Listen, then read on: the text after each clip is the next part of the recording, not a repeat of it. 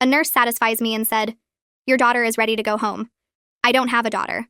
I was sitting in the hospital waiting room for my annual checkup when a nurse walked up to me with a clipboard. "Mrs. Anderson, your daughter is ready to be discharged." I was about to tell her she had the wrong person when I noticed the teenage girl standing behind her. She looked about 15 or 16 with messy brown hair and tired eyes. But what caught my attention was the way she was looking at me. Desperate. Pleading. Her hands were clasped together like she was silently begging me to play along. Something in her expression made me trust her instincts. "Oh, right. Thank you." I stood up quickly. "Come on, sweetheart." The nurse smiled and handed me some paperwork. "She had a minor allergic reaction, but she's stable now. Just sign here and you can take her home." Her father called earlier asking about her, but I told him you were already on your way. The girl's face went pale at the mention of her father. Her hand grabbed my arm and I could feel her trembling. I signed the papers with a fake signature and we headed toward the exit. As soon as we were out of earshot, she whispered urgently, "We need to leave before he gets here." "Who? What's going on?" She walked fast beside me, eyes darting around the hallway. "I'm in foster care, but it's not a real home. There are 5 other girls there. They make us work online for hours every day. We're not allowed to leave or talk to anyone." My stomach turned. "We need to call the police." She shook her head. "I tried telling my caseworker once. He found out and locked me in my room for 2 days with no food." She pulled up her sleeve to show me a faded bruise on her arm. "Please, I just need to get somewhere safe." We pushed through the main doors into the parking lot. My car was parked in the back corner, maybe 100 feet away. "What happened today?" I asked as we walked. "Why were you in the hospital?" "They give us pills at night to make us sleep. I had a bad reaction to something in them. My throat started swelling up this morning, so they had to bring me here." She glanced back at the hospital entrance. "I gave them a fake name. When I saw you sitting alone in the waiting room, I just took a chance. You looked kind." We were halfway to my car when she suddenly stopped. Her grip on my arm tightened. "That's his car." She pointed to a gray sedan parked a few rows away. "He's already here." My heart started pounding. If his car was in the lot, that meant he was inside the hospital searching for her right now. "We need to move quickly," I said. "Stay close to me." We walked as fast as we could without running. I kept my eyes forward, trying to look natural while my hands shook. My car was so close now, just 20 more feet. "Excuse me, ma'am!" A man's voice called out from behind us. We both froze. I turned around slowly. A tall man in a polo shirt was walking toward us from the hospital entrance. He had a friendly smile on his face, but his eyes were cold. "I think there's been a misunderstanding," he said calmly. "That's my foster daughter. She gets confused sometimes. I'll take her from here." The girl pressed against my back. I could hear her breathing get faster. "She's not going anywhere with you," I said, surprised by how steady my voice came out. His smile flickered. "Ma'am, I don't know what she told you, but she has behavioral issues. She makes up stories. Let me take her home and we can sort this out." He reached toward her. I stepped between them. "Don't touch her." His expression shifted. The friendly mask slipped away and something darker appeared underneath. "You're making a mistake. This isn't your business." I pulled out my phone and dialed 911. "I'm making it my business." He stared at me for a long moment, calculating his options. Then he turned and walked quickly back toward the hospital, disappearing through a side door. The police arrived within minutes. I told them everything the girl had shared with me. She gave them the address of the house and the names of the other girls. That evening, I learned that the police had raided the home and found 5 other teenagers in similar situations. The man who called himself their foster father was arrested along with 2 other adults. The case made local news the following week. The girl's name was Maya. She stayed with me for 3 days while social services figured out a safe placement for her. On her last night, she hugged me and said something I'll never forget. "You could have just told that nurse you weren't my mom. Most people would have. But you didn't." I think about that moment a lot. How a split-second decision to trust a stranger's desperate eyes changed everything. For Maya. For those other girls. And honestly, for me too. Sometimes the universe puts you exactly where you need to be. And sometimes being brave just means saying yes when everything in you wants to walk away. I sit on my couch staring at the wall while Maya sleeps in my guest room down the hall. The clock on my microwave says 11:47 p.m. 3 hours ago, I was at the hospital for a routine checkup. Now I'm hiding a girl I just met from people who hurt her. My hands won't stop shaking. I keep replaying the moment in the parking lot when that man walked toward us. His fake smile, his cold eyes, the way Maya pressed against my back like she was trying to disappear. I should feel good about calling 911. I should feel like I did the right thing. Instead, I feel scared and way out of my depth. The police said they raided the house. They found 5 other girls. 2 adults arrested. But what if there are more people involved? What if someone comes looking for Maya here? I don't even know this girl's last name. I signed fake hospital papers. I brought her to my apartment without thinking it through. What was I supposed to do, though? Let that man take her back? My phone buzzes on the coffee table and I jump. It's just a text from my mom asking if I'm still coming to dinner Sunday. I can't even think about Sunday right now. I can barely think past the next 5 minutes. Maya makes a sound from the guest room and I freeze. But she doesn't wake up. She's been asleep for 2 hours. The police said she'd been given medication that made her drowsy. They wanted to take her to the hospital again, but she begged them not to. She was terrified of going back there. So they let me bring her home instead. Home. This isn't her home. This is my tiny one-bedroom apartment with a pull-out couch in the living room that I never use. I gave her the actual bedroom because it seemed wrong to make her sleep on the couch after everything. But now I'm sitting here in the dark wondering what happens tomorrow. Do I make her breakfast? Do I take her to the school? Does she even go to the school? I realize I know almost nothing about her except that she's been hurt, and she's scared, and she trusted me to help her. My phone rings at 7 in the morning and I nearly fall off the couch. I grab it before the sound can wake Maya. The screen says, unknown number. My heart pounds as I answer. A woman's voice comes through calm and professional. She says her name is Detective Harry and she's calling about the case from yesterday. I step into the kitchen and close the door quietly. Harry tells me they finished processing the house last night. They found 5 girls total, ages 14 to 17. All of them showed signs of not eating enough. All of them looked like they'd been through something bad. Her voice gets softer when she says this part, like she's trying not to upset me but also needs me to understand how serious this is. She says they need Maya to come to the station this afternoon for a formal interview. She needs to give a full statement about what happened to her, about the other girls, about the men who ran the house. I ask if Maya has to do this. Harry says yes. She says Maya's testimony is important, but she promises to be gentle. She says she's worked these kinds of cases before. I believe her because something in her voice sounds tired in a way that comes from seeing too much. I tell her we'll be there at 2. She thanks me and hangs up. I stand in my kitchen holding my phone and feeling the weight of what's coming next. Maya walks into the kitchen around 9 and stands in the doorway like she's not sure if she's allowed to be here. Her hair is messy from sleep and she's wearing the spare clothes I gave her last night, an old t-shirt and sweatpants that are too big on her. She looks so young standing there. I tell her good morning and ask if she's hungry. She nods but doesn't move. I point to the table and tell her to sit down. I'm making pancakes. She sits slowly like she's testing whether this is okay. I mix the batter and pour it onto the hot pan. The kitchen fills with the smell of cooking food. I make a stack of 4 pancakes and put them on a plate in front of her. I add butter and syrup. She stares at the plate for a long moment before picking up her fork. We eat in silence. I want to ask her how she slept. I want to ask her a million questions. But something tells me to just let her eat. Let her have this one normal moment before everything gets complicated again. She finishes 3 pancakes and pushes the plate away. She looks up at me and her eyes are clearer than they were yesterday. She says thank you.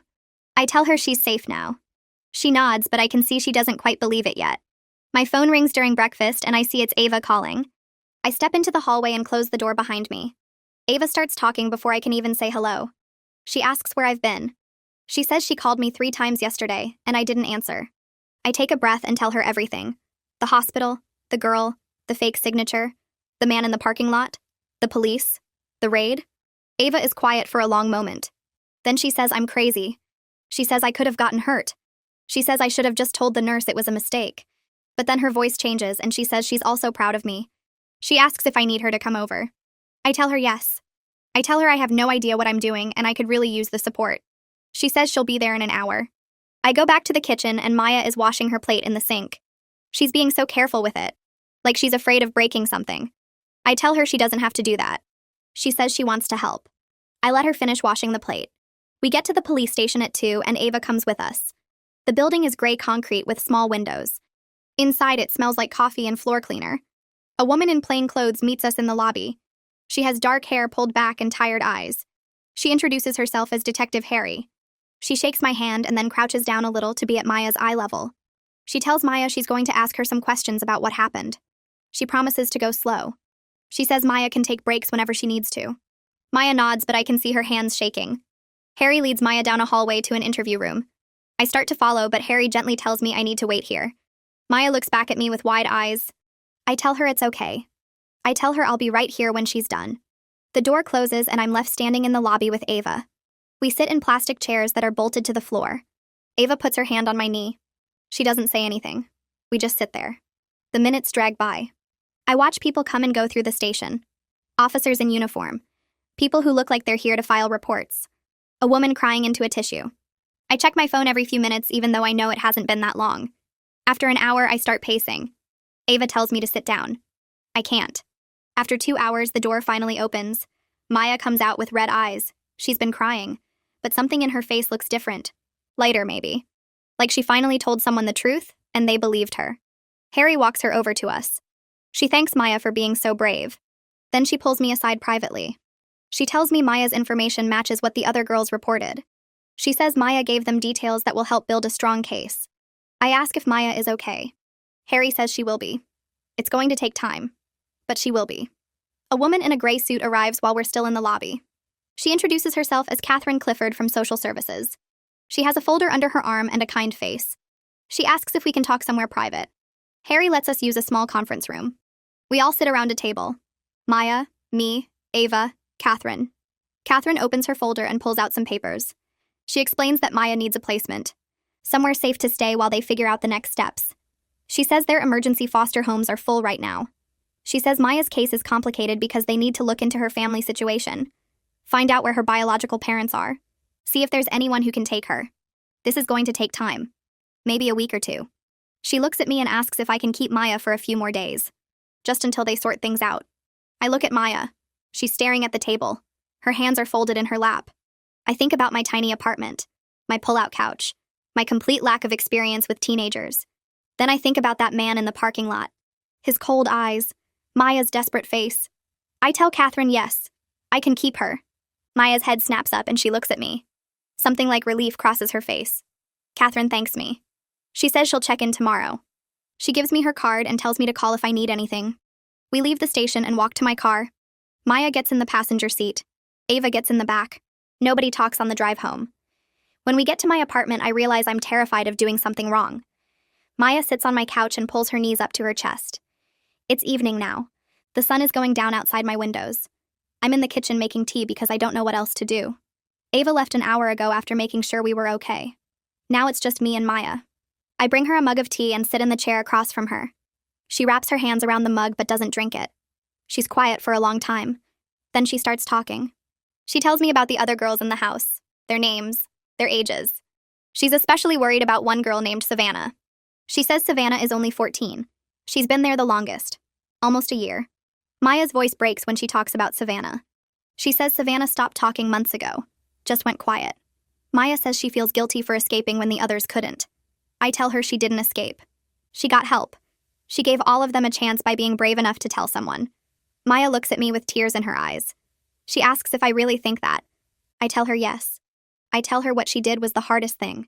She could have stayed quiet. She could have been too scared. But she wasn't. She trusted a stranger in a hospital waiting room, and that trust saved 5 other girls. Maya wipes her eyes. She drinks some of her tea.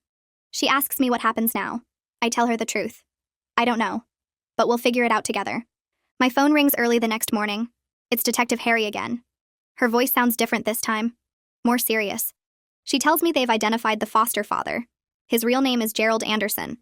She says they ran his information through their system and found connections to a bigger network. A trafficking operation that goes across 3 states. This isn't just a local case anymore. Federal agents are getting involved. The investigation is expanding. Harry's voice gets quiet. She tells me I need to be careful. She says Anderson's people might try to scare witnesses. Might try to keep them from testifying.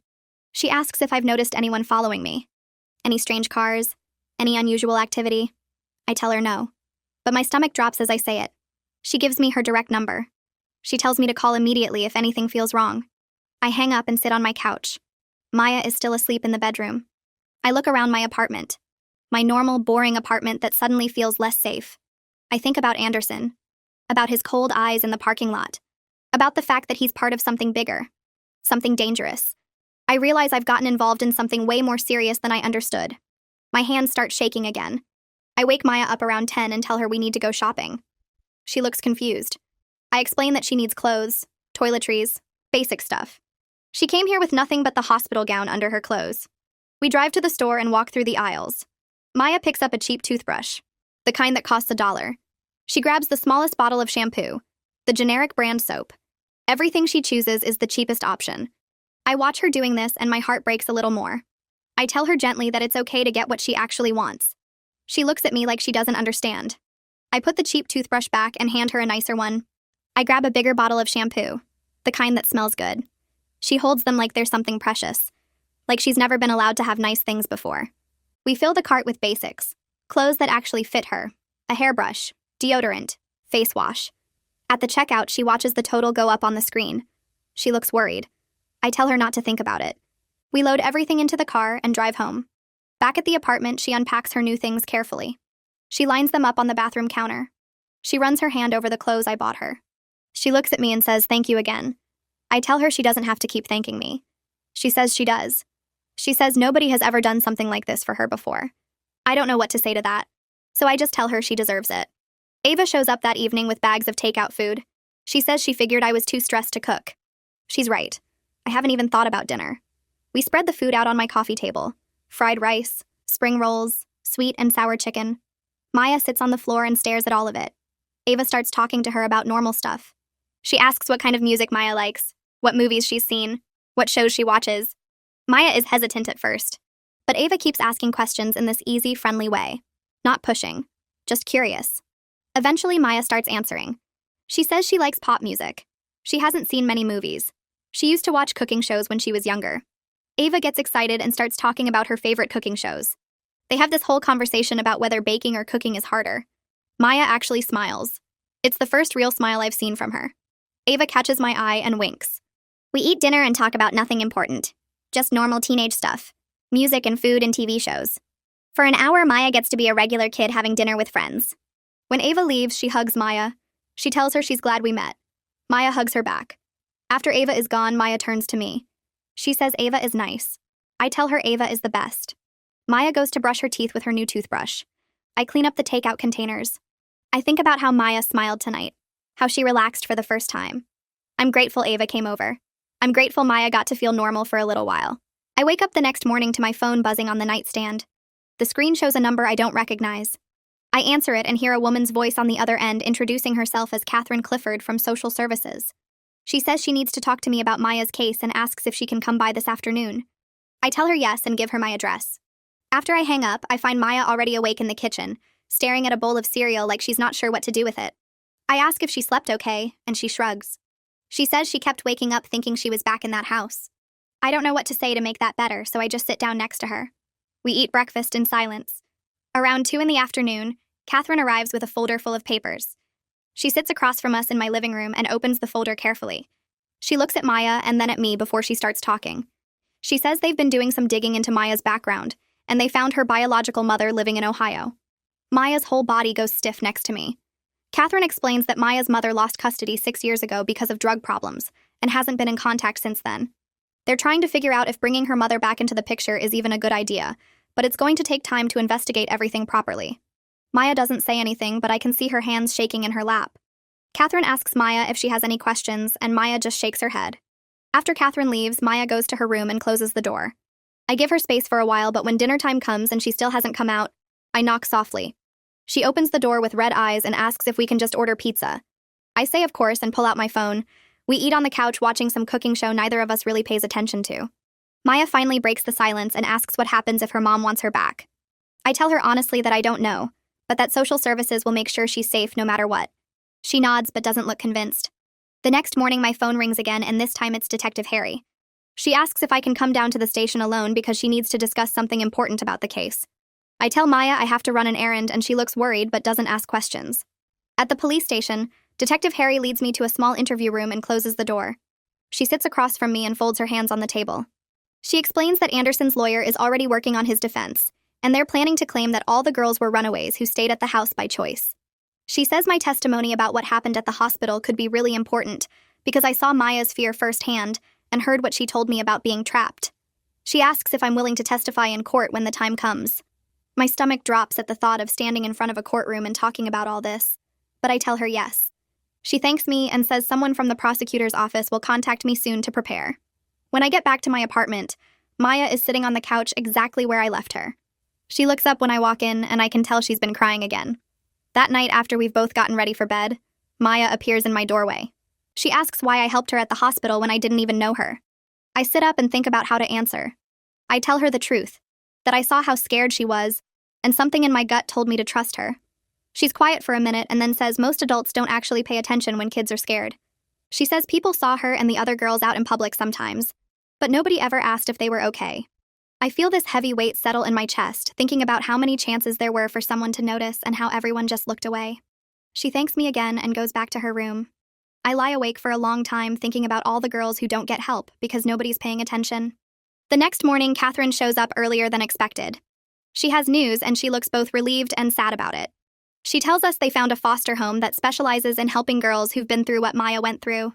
The woman who runs it is named Denise, and she has years of experience with this kind of trauma. Maya will be moving there in 2 days. Maya's face does this complicated thing where she looks relieved and disappointed at the same time. I understand completely because I feel exactly the same way. Catherine gives us some paperwork about the placement and leaves us to process the information. Maya and I spend the rest of the day mostly quiet, both of us knowing our time together is running out. That afternoon, Detective Harry calls with an update about the investigation. She says all 6 girls have been talking to investigators and their stories match up perfectly. Anderson and another man named Carlos Gutierrez are both being held without bail. The charges include human trafficking, child exploitation, and a bunch of other serious crimes. She says the digital evidence they found at the house is really damning, and the case against them is strong. I thank her for the update and hang up feeling both relieved and angry that this happened at all. The next 2 days pass too quickly. I help Maya pack up the clothes and things we bought together. She folds each item carefully like they're precious treasures. She asks if she can keep my phone number, and I promise her she can call me whenever she wants. I mean it, even though I have no idea what my role in her life is supposed to be long-term. She hugs me tight and whispers, "Thank you one more time." I have to bite my lip to keep from crying. On moving day, Catherine drives us to Denise's house across town. It's a normal-looking place in a quiet neighborhood with a small front yard. Denise answers the door with a warm smile and immediately puts Maya at ease with her calm voice. The house is clean and comfortable looking. 2 other teenage girls peek out from the living room and smile shyly at Maya. Denise shows us around while explaining the house rules and the therapy schedule. Everything feels safe and structured. When it's time for me to leave, Maya hugs me one more time. I tell her to call me anytime, and she promises she will. I walk back to my car and sit in the driver's seat for a few minutes before starting the engine. The drive home feels longer than it should. I spend the next few days trying to get back into my normal routine, but everything feels off. Work seems pointless when I know what Maya and those other girls went through. I keep checking my phone hoping to see a message from her, but nothing comes through. On Wednesday afternoon, my phone finally rings with an unknown number. I answer and hear Maya's voice on the other end, quiet but steady. She tells me Denise's house is nice, and the other girls living there seem friendly enough. We talk for a few minutes about ordinary things like what she had for breakfast and whether she likes her new room. Then she admits she's been having nightmares every night, waking up thinking she's back in that house with Anderson. My chest tightens hearing the fear in her voice. I suggest she talk to the therapist Catherine set up for her, and Maya promises she will. After we hang up, I sit on my couch feeling both relieved to hear from her and worried about what she's going through. The next morning, Detective Harry calls with news that makes my stomach drop. Anderson's defense attorney hired a private investigator who's been going around my neighborhood asking questions about me. Harry's voice is calm but serious when she tells me to pay attention to my surroundings and report anything suspicious. The fear I'd managed to push down comes flooding back all at once. I spend the rest of the day jumping at every sound, checking the windows constantly, feeling like someone might be watching. That night, I barely sleep, lying awake listening to every car that passes on the street below. 2 days later, I notice a dark blue sedan parked across from my apartment building. Someone's sitting in the driver's seat, and when I look closer through my window, I can see them looking up at my building. The next morning, the same car is there again, same person inside. My hands shake as I dial Harry's number and tell her what I'm seeing. She says she'll send a patrol car right away to check it out. I watch from my window as the sedan pulls away from the curb and drives off before the police arrive. When the officers knock on my door, I describe the car and the person inside as best I can remember. Harry calls me back an hour later saying they didn't find the vehicle, but she's increasing patrol frequency in my area. She tells me to call immediately if I see the car again. Ava shows up at my apartment that evening after I text her about what happened. She takes one look at my face and tells me I'm staying at her place for a few days. I want to argue, to say I'm fine, but the truth is I'm scared, and the idea of being alone tonight makes me feel sick. I pack a bag and follow her to her car. At her apartment, she makes tea and we sit on her couch while I try to stop my hands from shaking. Ava reminds me that I did the right thing helping Maya, and these intimidation tactics are just Anderson's people trying to scare witnesses into backing down. She says they want me to feel afraid so I'll disappear before the trial. Her words help a little, but the fear still sits heavy in my chest. 3 days into staying with Ava, my phone rings with Catherine's number.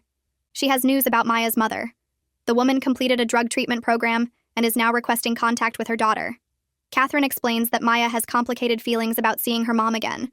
She wants to reconnect, but she's also angry about being abandoned, about ending up in foster care where Anderson found her. Catherine asks if I'd be willing to come to a supervised meeting between Maya and her mother as emotional support for Maya.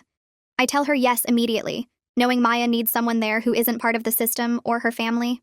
The meeting happens at the social services building on a Tuesday afternoon. I arrive early and find Maya sitting in the waiting room with Catherine, her leg bouncing nervously.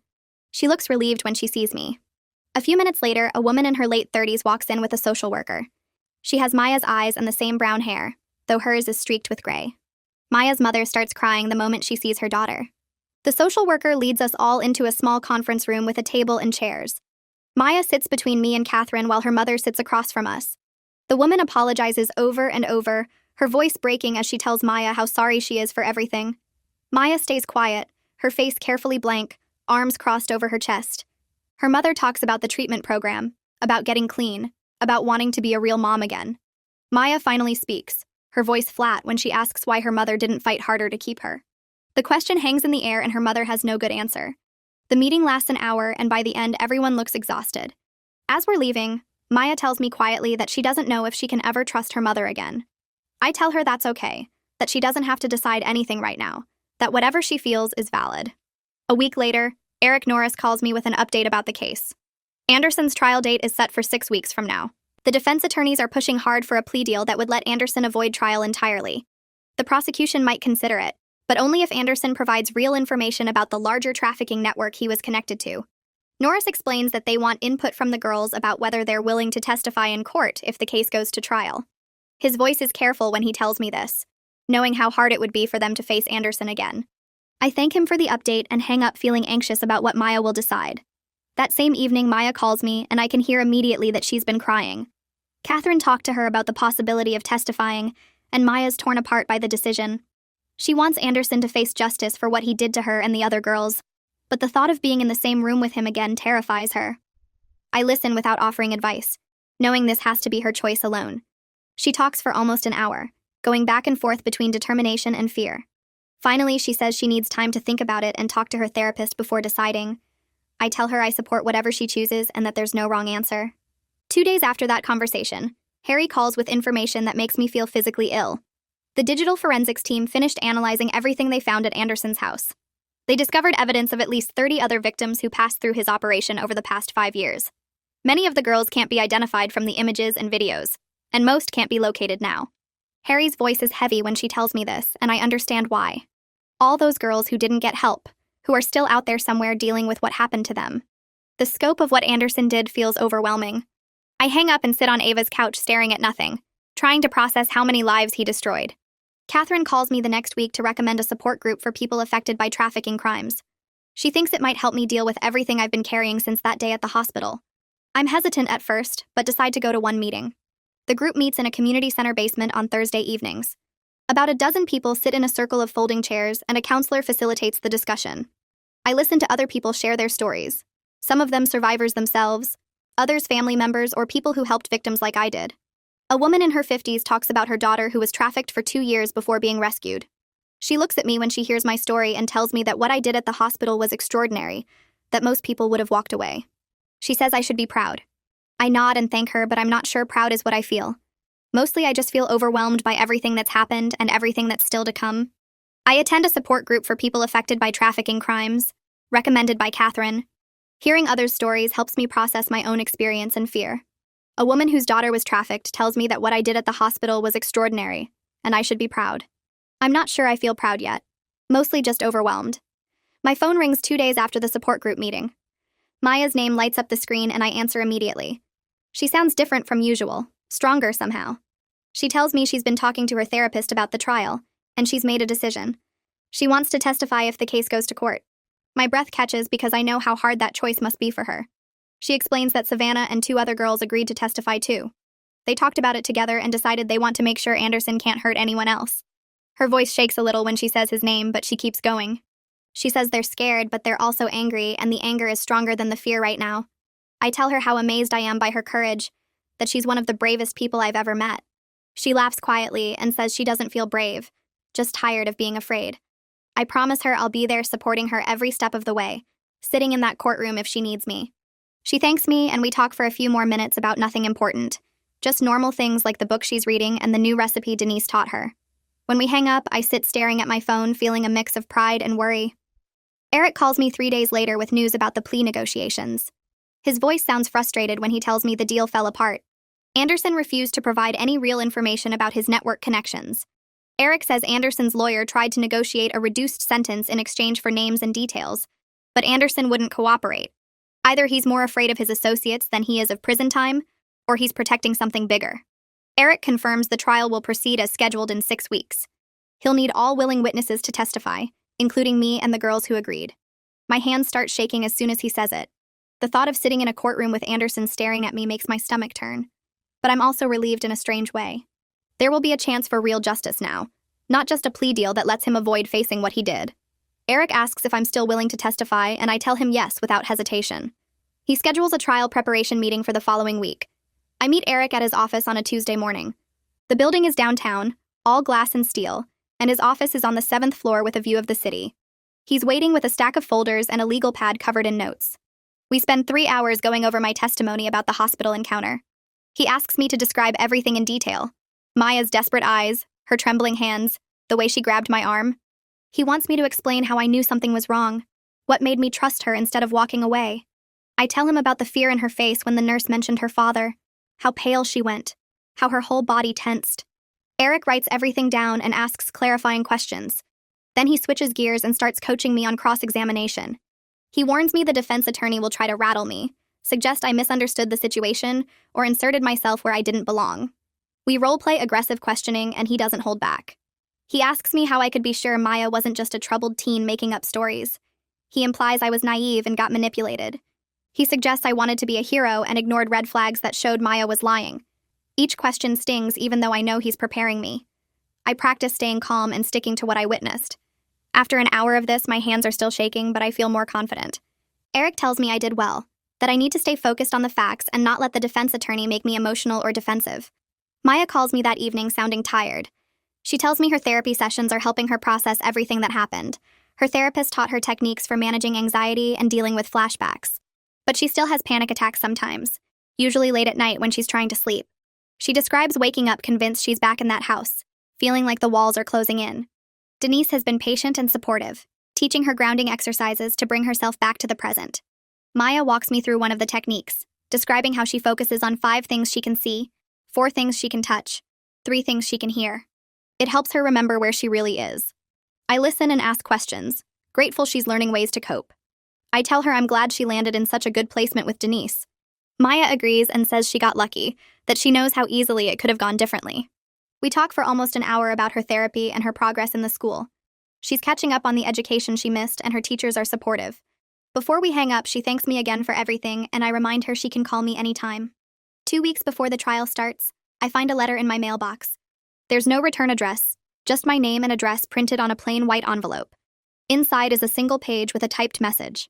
The words are simple and direct, telling me I should reconsider my involvement for my own safety. My hands shake as I read it twice, looking for any identifying information. There's nothing, just that short, threatening message. I immediately call Detective Harry, and she tells me to stay inside until she arrives. She's at my apartment within 20 minutes with another officer. They bag the letter as evidence and ask me detailed questions about when I found it and if I've noticed anyone suspicious around my building. Harry treats this seriously, explaining it's witness intimidation, and she's opening an investigation. She asks if I want police protection, and I say no, not yet. But the fear is real now. I've been so focused on helping Maya that I didn't fully consider the danger to myself. Harry promises to increase patrols in my neighborhood and tells me to call immediately if anything else happens. After she leaves, I lock my door and check all the windows, feeling jumpy at every sound. Ava comes over the next day to help me get a security system installed. The technician spends 3 hours setting up cameras and sensors, explaining how everything works. Ava stays with me while he works, making coffee and trying to distract me with conversation. After the installation is complete, she announces she's staying over for a while, at least until the trial is done. I don't argue because I'm grateful for the company. We spend evenings watching mindless TV shows, anything to distract from the stress. She's been my anchor through all of this, showing up without being asked, knowing when I need someone and when I need space. On the nights she stays over, I sleep better, feeling safer with someone else in the apartment. My phone rings the night before the trial starts, and Maya's name appears on the screen. I answer and hear her voice, small and scared. She says she can't sleep, that she keeps thinking about tomorrow. We talk for over an hour about everything except the trial. I ask about the book she's reading, and she describes the plot in detail. She tells me about a movie Denise let her watch, and we discuss our favorite scenes. Slowly, her voice steadies and the fear recedes a little. Eventually, she says she's ready, that she can do this. I tell her how proud I am of her strength and courage. She's quiet for a moment and then says she couldn't do this without knowing I'll be there. I promise her I'll be sitting in that courtroom, that she won't be alone. We say goodnight, and I lie awake for a long time thinking about tomorrow. The first day of trial, I arrive at the courthouse early. The building is imposing, all marble and columns, with security screening at the entrance. I find the correct courtroom and sit in the gallery with other witnesses and supporters. The room fills slowly with lawyers, court staff, and observers. Then guards bring Anderson in, and my heart starts racing. Seeing him in person again after all these weeks brings everything back. But he looks different now. Smaller somehow. Less threatening, surrounded by guards and lawyers in a formal courtroom. He's wearing a suit and his expression is blank, carefully neutral. The prosecution's opening statement lasts 40 minutes. Eric stands at a podium and clearly outlines the trafficking operation, describing how Anderson exploited vulnerable girls for profit. He explains the evidence they'll present, the testimony from victims, the digital records, the financial documents. His voice is steady and passionate as he describes what these girls endured. I feel the weight of what we're all here to prove, the importance of making sure the jury understands what really happened. I testify on day 2. My name is called and I walk to the witness stand on shaking legs. The bailiff swears me in and I sit down facing the courtroom. Eric guides me through my testimony about the hospital encounter. I describe seeing Maya behind the nurse, the desperate pleading in her eyes, how she silently begged me to play along. I explain signing the discharge papers and walking toward the parking lot. I tell them about Maya's trembling hands, how she grabbed my arm, the fear in her voice when she explained about the house. I describe seeing Anderson's car in the parking lot and Maya's reaction, the way she went pale and her grip tightened. Eric asks me to explain the confrontation in the parking lot, and I recount Anderson's friendly mask, the cold calculation in his eyes, how quickly his demeanor shifted when I refused to hand Maya over. I stay focused on the facts, describing what I witnessed without interpretation. Anderson's attorney stands for cross-examination. He's older with gray hair and an expensive suit. He asks me how long I'd known Maya before that day, and I answer honestly that I'd never met her. He suggests I had no way of knowing if her story was true, that I took the word of a troubled teenager without verification. I respond calmly that Maya's fear was genuine and impossible to fake. He implies I inserted myself into a family situation I didn't understand, that Maya could have been a runaway manipulating a stranger. I maintain that what I witnessed was real terror, that Maya's reaction when she saw Anderson's car and his threatening behavior confirmed her story. He tries several more angles, suggesting I misinterpreted normal parental concern, that I wanted to be a hero. I stay calm and repeat that the evidence speaks for itself. Eventually, he backs off when he realizes I won't be shaken. Eric asks a few follow-up questions, and then I'm dismissed. I return to my seat feeling drained but relieved it's over. The next morning, I return to the courthouse for day 3. Maya is scheduled to testify today, and my stomach has been in knots since I woke up. I find my seat in the gallery and wait with the other supporters and observers. The courtroom fills slowly, and then the guards bring Anderson in. He sits at the defense table looking calm and composed, like this is just another day. The judge enters and we all stand. Eric calls Maya to the witness stand and my heart starts racing. She walks down the aisle wearing a simple blue dress that Denise probably helped her pick out. Her hands are clasped in front of her and she keeps her eyes forward, not looking at Anderson. The bailiff swears her in and she sits down, her face pale but determined. Eric starts with basic questions about her age and how long she lived in Anderson's house. Maya answers clearly, her voice steady despite the trembling I can see in her hands. Then Eric asks her to describe a typical day in the house and Maya takes a deep breath. She explains waking up around 9 and being required to work online from 10 until late afternoon. She describes the cameras in every room except the bathroom, how they weren't allowed to leave or use phones, how Anderson controlled all their meals and movements. Her voice wavers a few times, but she keeps going. Eric asks about the medication, and Maya explains the pills they had to take every night, how she didn't know what they were, but they made her drowsy and compliant. She describes the night she had the allergic reaction, waking up unable to breathe, Anderson driving her to the hospital and telling her exactly what to say. She talks about seeing me in the waiting room and making the split-second decision to ask for help. Eric guides her through the whole story, and Maya's testimony is clear and detailed. Then he asks her to describe what Anderson did when girls refused to work or tried to contact family. Maya's voice gets quieter.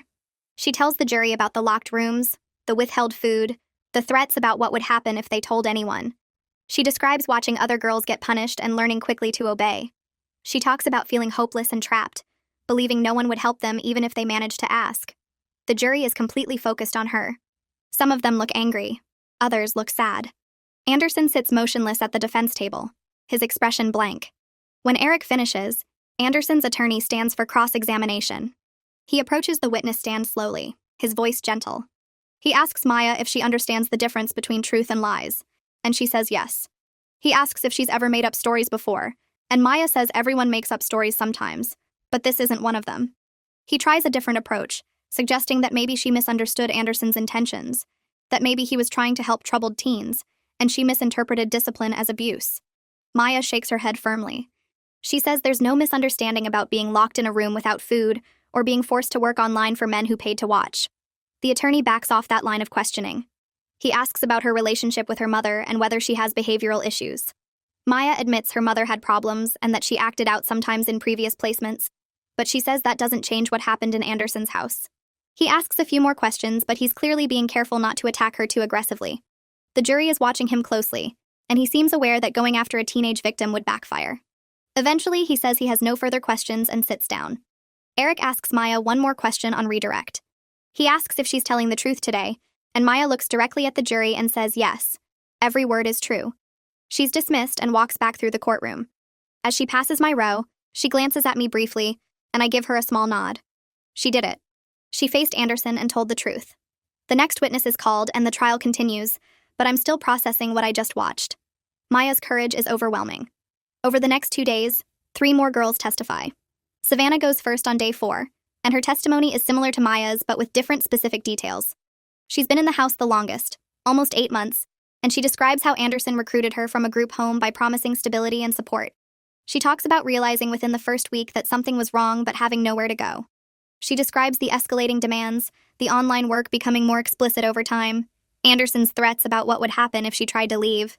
The other 2 girls who testify provide consistent accounts. They all describe the same patterns, the same control tactics, the same fear. Their stories corroborate each other in ways that feel genuine and unrehearsed. The prosecution also presents the digital evidence.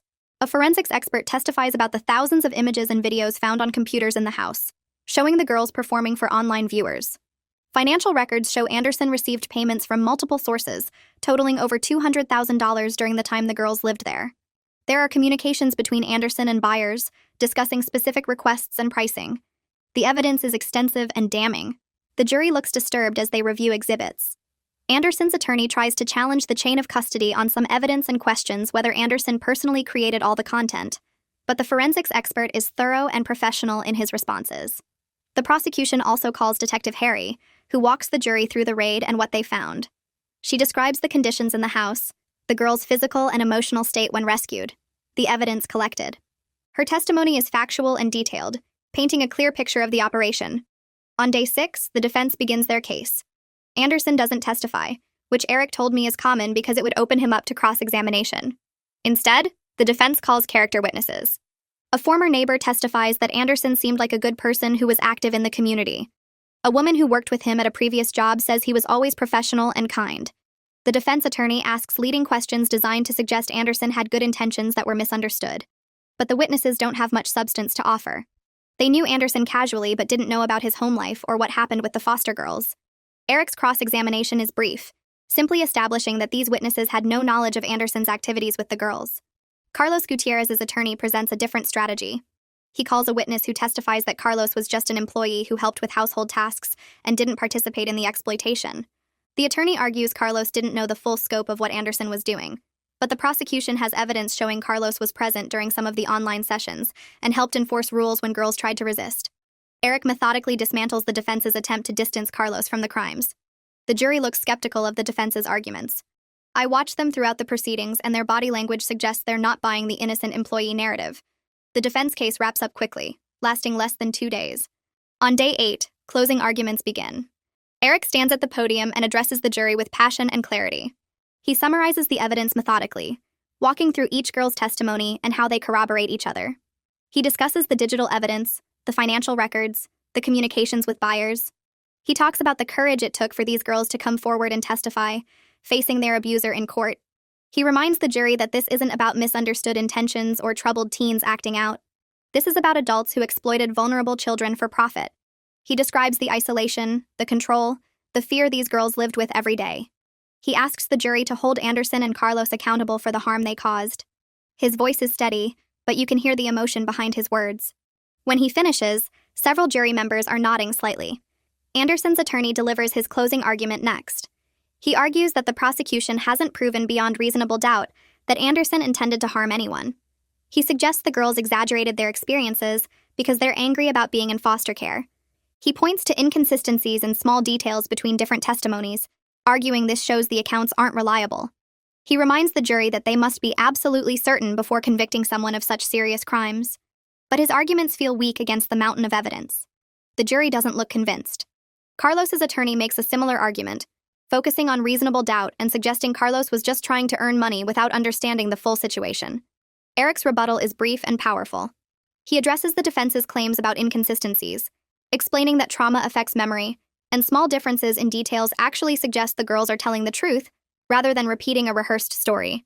He reminds the jury about the digital evidence, which doesn't lie or exaggerate. He asks them to trust the evidence and the victim's courage. The judge gives the jury their instructions, and they're dismissed to begin deliberations. It's early afternoon. We all leave the courtroom, and I feel completely drained. Maya is staying with Denise, but she calls me that evening. We talk for almost an hour, trying to distract ourselves from thinking about the jury. She tells me about school and the friends she's making. I tell her about work and Ava. We both avoid talking about the trial directly, but it's there underneath everything we say. The next day passes slowly. I try to work but can't focus. Ava takes the afternoon off and comes to my apartment. We watch movies and order takeout, anything to pass the time. Maya calls twice, sounding anxious. I reassure her that the jury is taking their time because they're being thorough. On the second day of deliberations, my phone rings around 2 p.m. It's Eric. The jury has reached a verdict. My heart starts pounding. I call Maya immediately, and she's already heard from Catherine. We agree to meet at the courthouse. I drive there with my hands shaking on the steering wheel. The courtroom fills quickly. I find a seat, and Maya sits next to me with Denise. Ava arrives and sits on my other side. The jury files in, and I try to read their faces but can't. The judge asks if they've reached a verdict, and the foreperson says yes. The clerk reads the charges one by one. For each count against Anderson, the foreperson says guilty. All counts. The same for Carlos. Guilty on all counts. The courtroom is silent except for some quiet crying from supporters. Maya grabs my hand and squeezes so tight it hurts. I look at her and see tears running down her face, but she's smiling slightly. Relief and validation wash over her expression. Eric looks satisfied but exhausted. Detective Harry catches my eye from across the room and nods once. Anderson and Carlos show no emotion as the verdicts are read. The judge thanks the jury and sets a sentencing date for 3 weeks from now. We're dismissed. Outside the courtroom, Maya hugs me tightly. Denise stands nearby, looking emotional. Catherine joins us and congratulates Maya on her courage. Eric comes over briefly to thank everyone for their testimony and cooperation. He says the sentencing will give the girls a chance to make victim impact statements if they want. Maya says she wants to speak. Over the next 3 weeks, life continues in a strange, suspended state. The guilty verdicts brought relief, but everyone is waiting for sentencing to feel like it's truly over.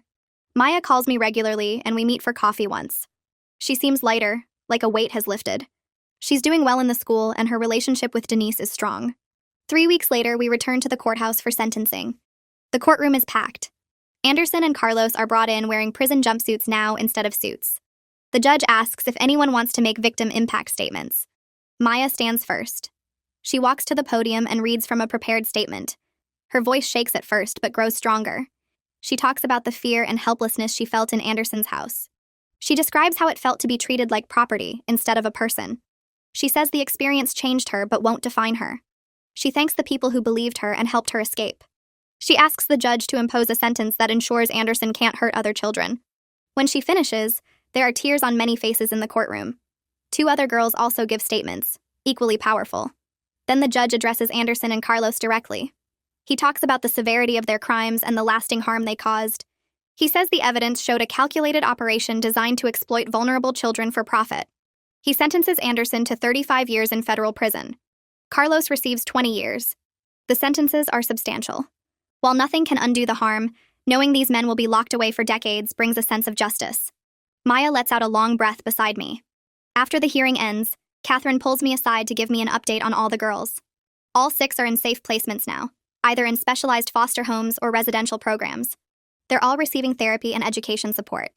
Maya's mother has completed a rehabilitation program and parenting classes. They're working toward supervised visits with the goal of possible reunification in about 6 months. It's cautious progress, but hopeful. A week after sentencing, I meet Maya and Denise at a coffee shop downtown. Maya looks different from she did that first day at the hospital. She's gained some weight, and her eyes don't have that haunted look anymore. She's enrolled in the school and making friends. She tells me about a project she's working on for her English class and shows me pictures on her phone of a school event she attended. She still has nightmares sometimes and sees her therapist twice a week, but she's moving forward. She tells me she wants to help other trafficking survivors someday, maybe become a social worker or counselor. I believe she will. She has the strength and empathy to do amazing things. The local news covers the sentencing that evening. I watch the broadcast at home with Ava. The reporter focuses on the successful prosecution and the disruption of the trafficking network, keeping the victims' identities confidential. Detective Harry is interviewed and she praises the victims' courage and the community members who reported concerns. I'm relieved my name isn't mentioned. I prefer to process everything privately without media attention. The case is over now in the legal sense, but the effects will continue for years. Maya and the other girls will carry this experience with them as they rebuild their lives. But they're safe now. They have support and opportunity, and they know their voices matter. Life settles into something that feels almost normal over the next few weeks. I return to my job at the accounting firm and fall back into the rhythm of spreadsheets and client meetings. But everything feels different now, like I'm seeing the world through new eyes. I notice things I never paid attention to before. A teenage girl sitting alone at a bus stop. A child who flinches when an adult approaches. Small moments that make me wonder if someone needs help. Ava meets me for coffee every Thursday evening, and we talk about everything except the trial for the first hour. She tells me about her dating disasters and office drama, giving me space to feel normal before inevitably asking how I'm doing. I appreciate that she knows I need both. The normalcy and the acknowledgement that nothing is really normal anymore. Maya texts me almost daily, short messages at first, just checking in, letting me know she's okay. Then longer ones. She tells me about the book she's reading, the new recipe Denise taught her to make, a funny thing that happened at therapy. Our lunch meetings happen every few weeks at a diner halfway between our places. She orders the same thing every time. Grilled cheese and fries. She eats slowly now, savoring each bite instead of rushing through meals like she did those first days at my apartment. Our relationship has shifted into something I can't quite name. Not mother and daughter, not exactly friends either. Something deeper and more permanent. A bond forged in crisis that's transforming into genuine care and commitment. I promised her I'd be a stable presence in her life, and I mean to keep that promise no matter what comes next. 3 months after sentencing, Catherine calls with news about Maya's mother. The reunification process is beginning with supervised overnight visits. Maya's mother completed her program and passed all the evaluations. She has a job and a small apartment. She's been sober for 8 months, the longest stretch since Maya was taken into foster care years ago. Catherine's voice is cautiously optimistic when she explains the plan. 1 overnight visit per week for the first month. Then weekends if things go well. Building toward full reunification over 6 months if both Maya and her mother can handle it. She asks if I'm willing to remain available as support during this transition. Someone Maya can call if she needs to talk or needs space from the family dynamics. I tell her yes immediately. Maya calls me that evening, her voice tight with nerves. She wants to see her mom, but she's scared too. Scared of being disappointed again. Scared of hoping for something that might fall apart. I listen without trying to fix her feelings or push her toward any particular choice. Sometimes people just need someone to hear them. The first overnight visit happens on a Friday. Maya texts me before she goes, then again when she arrives at her mother's apartment. I don't hear from her all weekend and I force myself not to check in. She needs space to navigate this without me hovering. Monday afternoon, my phone rings. Maya sounds tired but okay. She tells me the visit was weird but not bad. Her mother cried a lot and apologized repeatedly. They watched movies and cooked dinner together. Her mom's apartment is small but clean. There are photos of Maya as a child on the walls. Things Maya doesn't remember from before. They talked about the past carefully, both of them trying not to say the wrong thing. Maya admits she doesn't know if she can fully trust her mother yet, but she wants to try. She deserves the chance to have her mom back if it's real this time. Catherine monitors everything closely. She calls me weekly to update me on how the visits are progressing. Maya's mother is showing up consistently, attending her recovery meetings, participating in family therapy, doing everything asked of her. It's the kind of effort that gives me hope this might actually work. The community center hosts a meeting about trafficking awareness in early spring. Detective Harry is the main speaker. I almost don't go because being in the public eye makes me uncomfortable. But Ava convinces me that hearing Harry talk might bring some closure. The room is packed with maybe 70 people, parents and teachers and social workers, community members who want to understand the warning signs. Harry stands at the front with a projector showing statistics that make my stomach turn. Thousands of kids trafficked every year, most by people they know and trust. She talks about the signs. Kids who seem controlled by another person. Unexplained absences from the school. Signs of physical abuse or malnourishment. She emphasizes that anyone can report concerns anonymously. That one call might save a life. After her presentation, people approach me. Word spread somehow about my role in Maya's case. A woman with kind eyes thanks me for paying attention when it mattered. A teacher asks what made me trust Maya instead of the man claiming to be her foster father. I tell them the truth. Maya's fear was real and undeniable. Her eyes were begging me to help. I couldn't walk away from that. I encourage them to trust their instincts if something feels wrong. To make the call even if they're not sure. Better to be wrong than to ignore a child who needs help. A man in his 50s approaches as I'm leaving. He tells me his daughter was trafficked years ago. They got her back, but she's still struggling with the trauma. He says stories like Maya's give him hope that his daughter can heal too. His voice breaks and I find myself hugging a stranger in the parking lot. Both of us crying for the kids we couldn't protect soon enough. Maya calls 3 weeks later with news that makes her voice shake with excitement. She's been accepted into a special program for trafficking survivors. It's run through a nonprofit that provides education support and therapy, and life skills training. She'll attend classes 3 times a week while living with her mother. The program will help her catch up on the school credits she missed. Connect her with other survivors who understand what she went through. Give her structure and resources as she builds her future. She sounds genuinely excited for the first time since I met her. Not just okay or getting by. Actually hopeful about what comes next. The program starts in 2 weeks. She'll have tutors to help with her studies, group therapy with other girls her age, workshops on things like budgeting and job skills, college preparation support when she's ready. Her mother is supportive and relieved. Knowing Maya will have this network takes pressure off their rebuilding relationship. I tell Maya how proud I am of her. She's taking every opportunity offered and fighting for her future. That takes courage most adults don't have. She laughs and says she learned from watching me be brave at the hospital. I have to swallow past the lump in my throat. 6 months after the trial, Catherine calls to tell me Maya's reunification with her mother is being finalized. The overnight visits became weekends. The weekends became full-time. Maya's mother maintained her sobriety and job. Attended every therapy session and parenting class. Proved she could provide the stable home Maya needs. The celebration dinner happens at a small Italian restaurant. Maya and her mother arrive first. Denise comes with a gift bag full of books for Maya. Catherine shows up straight from work looking exhausted but happy. We sit around a table in the back corner and Maya's mother stands to make a toast. Her hands shake as she holds up her water glass. She thanks Denise for giving Maya a safe place to heal. Thanks Catherine for believing she could change and giving her this chance. Then she turns to me. Her voice breaks as she says I saved her daughter's life. That she'll never be able to repay what I did at that hospital. That she promises to be the mother Maya deserves from now on. Tears stream down her face and I'm crying too. I tell her she's already repaying me by being here. By fighting for her sobriety and showing up for Maya every single day. That's all Maya ever needed. We eat pasta and share stories. Maya shows us photos from her program on her phone. Other girls she's becoming friends with. A project she's working on about survivor advocacy. Her mother sits close beside her and I notice the small gestures between them. The way her mother's hand rests on Maya's shoulder. The way Maya leans into the touch instead of pulling away. They're building something real. The evening feels like a milestone for everyone. A moment where we can all breathe and acknowledge how far we've come. Denise hugs me in the parking lot and whispers that this is one of the best outcomes she's seen. That Maya having me in her corner made all the difference. Detective Harry calls on a Tuesday morning while I'm at work. I step into an empty conference room to take the call. She tells me information from Anderson's case helped break up 2 related trafficking operations in neighboring states. The digital evidence traced connections to other networks. Led to raids and arrests. More than 20 additional victims rescued across 3 states. Anderson's operation was part of something bigger than any of us realized.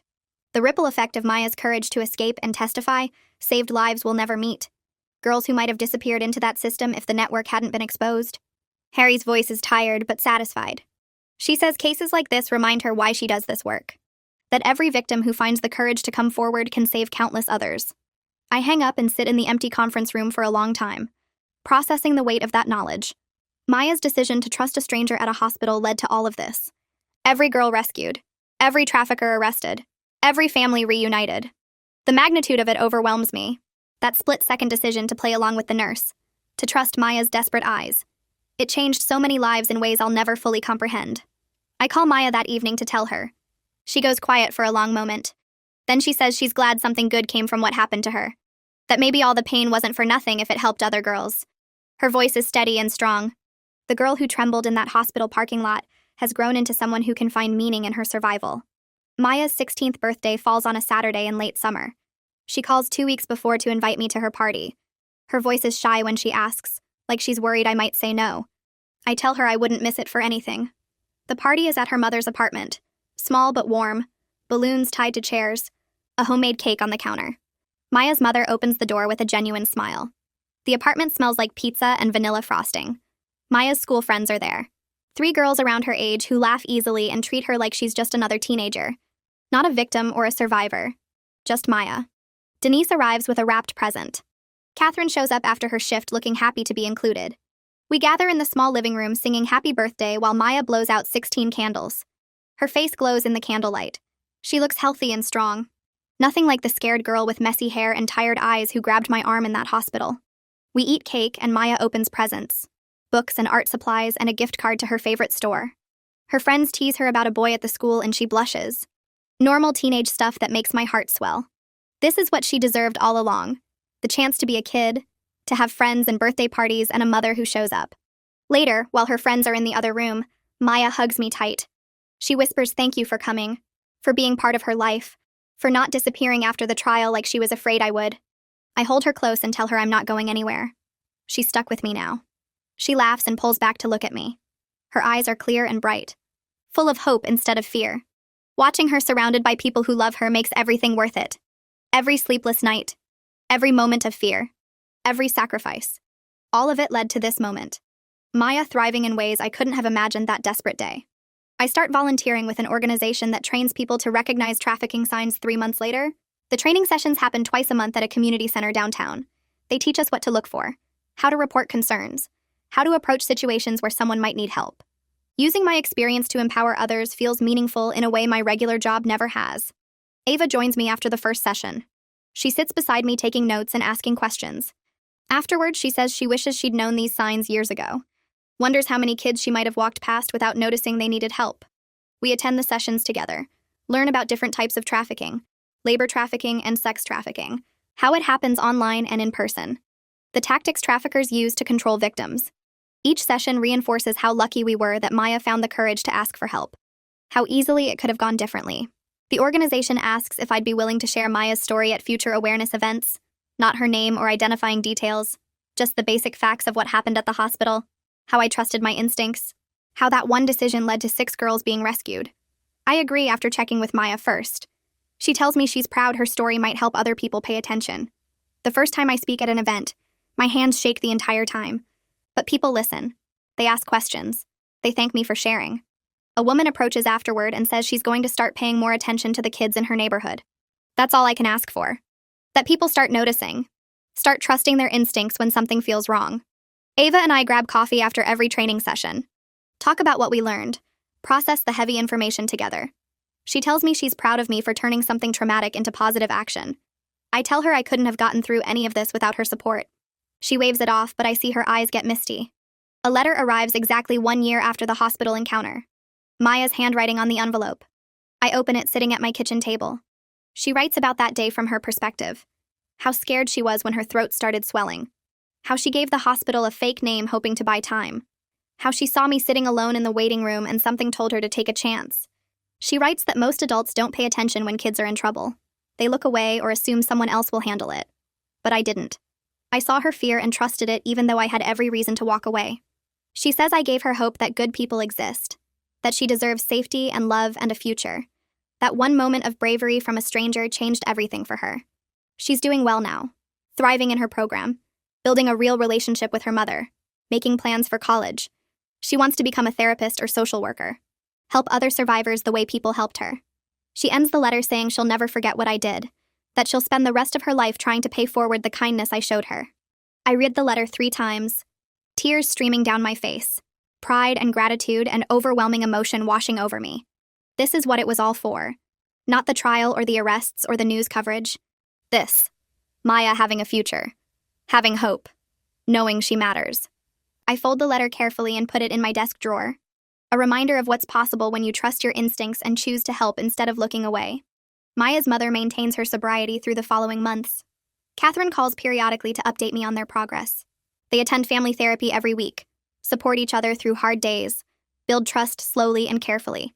Maya's mother got a promotion at work, moved to a slightly bigger apartment, created a real home for them both. Catherine tells me it's one of the most successful reunifications she's seen in her career. Usually there are setbacks and relapses, missed visits and broken promises. But Maya's mother has shown up consistently for over a year now, proved she's committed to being the parent Maya needs. Maya confirms this when we meet for lunch. She talks about her mom with cautious affection, says they're learning each other again, building something new instead of trying to recreate the past. Her mother apologizes too much sometimes, tries too hard to make up for lost years.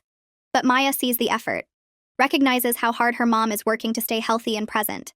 They cook dinner together most nights, watch movies on weekends, talk about Maya's plans for the future. Her mother is her biggest cheerleader now, pushing her to dream big and believe in herself. Maya says having her mom back isn't perfect. Some days are still hard, but it's real and it's healing and it's enough. A letter arrived in my mailbox 2 weeks later with careful handwriting on the envelope. No return address, just my name written in blue ink. I opened it at my kitchen table and unfolded 2 pages covered in neat cursive. The letter started with "Dear Friend," and my throat tightened before I even read further.